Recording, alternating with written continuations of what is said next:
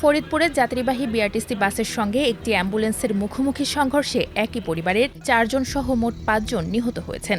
জানা গেছে, নিহতরা ডাক্তার দেখাতে ফরিদপুরে যাচ্ছিলেন। নিহত সকলেই অ্যাম্বুলেন্সের যাত্রী ছিলেন।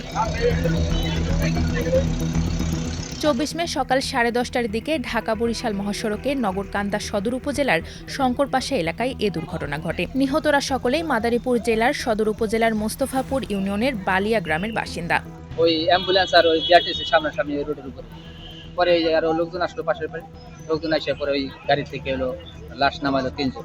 দুজনের মুখোমুখি সংঘর্ষ, বিআরটিসির বাড়ির ভিতর অ্যাম্বুলেন্সটা ঢুকে গেছে, ওই আমি দেখছি। পুলিশ ও স্থানীয় সূত্র জানায়, বিআরটিসি বাসটি ফরিদপুর থেকে ঢাকায় যাচ্ছিল।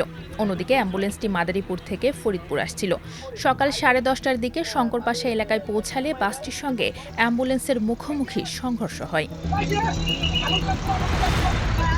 এ ঘটনায় অ্যাম্বুলেন্সটি দুমড়ে মুচড়ে যায়। অ্যাম্বুলেন্সের ভেতর থাকা চালকসহ 5 জনের লাশ উদ্ধার করা হয়। দুর্ঘটনায় বাসের কয়েকজন যাত্রী সামান্য আহত হয়েছেন, তবে বাসটির বড় ধরনের কোনো ক্ষতি হয়নি।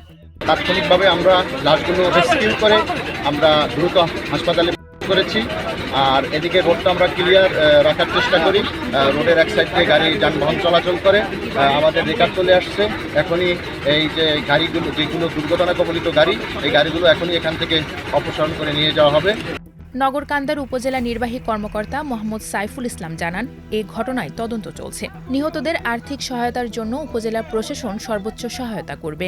পবিত্র ঈদুল আজহার আগে এই ধরনের একটি ঘটনা আমরা বাকস্তব্ধ হয়ে আছি। আমরা এই ঘটনা কোনোভাবে মেনে নিতে পারছি না।